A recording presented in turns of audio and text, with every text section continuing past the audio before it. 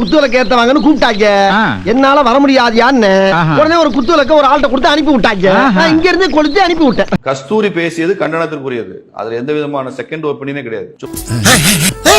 சும்மா தமிழ்நாட்டை வந்துட்டு தமிழன் தெலுங்குன்னு பேசுற வேலையெல்லாம் வச்சு கூடாது. கஸ்தூரி செஞ்சிருந்தாலும் தப்பு தான். அது என்ன தமிழ? கருணாநிதி தெலுங்குரா? ஸ்டாலின் தெலுங்குரா? தெலுங்குன்றதுக்கு என்னங்க வரையறை வச்சிருக்கீங்க? சும்மா தமிழ் தேசியன்ற பேர்ல சில குப்பை கூலம் எல்லாம் எதுவும் பேசி தெரியுது. யாரு தெலுங்கு யாரு தமிழன்? ஒருத்தர் ஜாதியை வச்சுட்டு அவன் தமிழனா தெலுங்குனா சொல்லுவீங்களா? நீதிபதி என்ன சொன்னார்? ஆனந்த வெங்கடேசன் தெலுங்கர்கள் எங்க இருந்தோ வந்தவங்க இல்ல, இந்த தமிழ்நாட்டுக்குள்ளே இருந்து உருவானவங்க தானே சொல்றாரு. தெரியுமா உங்களுக்கு? ராஜராஜ சோழன் ராஜேந்திர சோழனுக்கு அப்புறமா குலோத்துங்கன் வந்தார். அதுக்கப்புறமா வந்த சோழ மன்னர்களுக்கு பேர் என்ன தெரியுமா? ஹிஸ்டரியில படிக்க சொல்லுங்க. தெலுங்கு சோழர்கள்னு பேரு. நல்லா இருக்க. தஞ்சாவூரை ஆட்சி செய்த சோழர்கள் தெலுங்கு சோழர்கள்னு பேர். எப்படி வந்துச்சு தெலுங்கு? நம்ம நிர்வாக வசதிக்காக மாநிலங்களை பிரிக்கிறோம், மக்களை பிரிக்கலையே. தமிழ்ல வந்த முதல் திரைப்படம், எனக்கு அந்த திரைப்படம் பெயர் நினைவில் இல்லைங்க, முதல் திரைப்படம். அதுல எல்லா வசனமும் தமிழ், பாட்டு எல்லாம் தெலுங்கு. அப்படிலாம் யாரும் பிரிச்சு பாக்கலைங்க. இங்க உள்ள தெலுங்குன்னு நீங்க சொல்றவங்க எல்லாம் இங்க தமிழ்நாட்டுல உட்கார்ந்துகிட்டு தெலுங்கு மொழி இலக்கியம் எழுதிட்டு இருக்காங்களா? தெலுங்கு கீர்த்தனை பாடிட்டு இருக்காங்களா இங்க உள்ளவங்க எல்லாம்? இது என்ன பிரமாதம்? இது விட பெசலைட் ஒண்ணு இருக்கு. கூமுடா.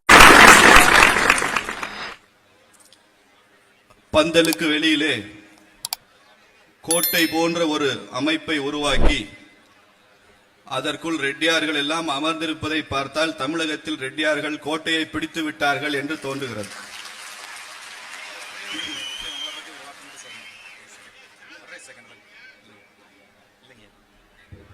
மன்னிக்கவும், இடையூறுக்கு. வழிநெடுக டோல்கேட்டை ஃப்ரீ செய்த நம்முடைய இனத்து சிங்கம் அவர்களுக்கு இன்னொரு முறை பலத்த கரவொலி எழுப்புமாறும் தொந்தரவுக்கு மன்னிக்கவும்.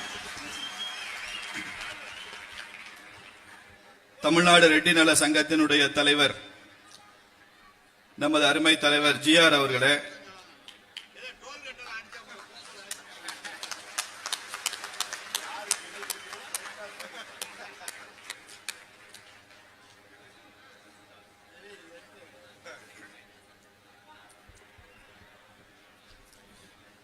இந்த சால்வை கூட போட மாட்டீங்கன்னு நினைக்கிறேன்.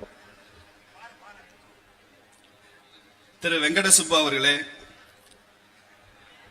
எங்களது அன்பு மாமா, பாரதிய ஜனதா கட்சிக்கு எதிர்த்தளத்திலே பணியாற்றுகிற மரியாதைக்குரிய மாமா KKS அவர்களே,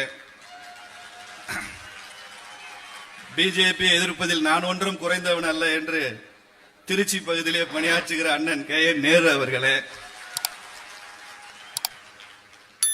விவாத மேடைகளிலே தொலைக்காட்சிகளிலே எனக்கு அதிகமாக தொல்லை கொடுத்து கொண்டிருக்கிற அண்ணன் திருச்சி வேலுசுவாமி அவர்களே,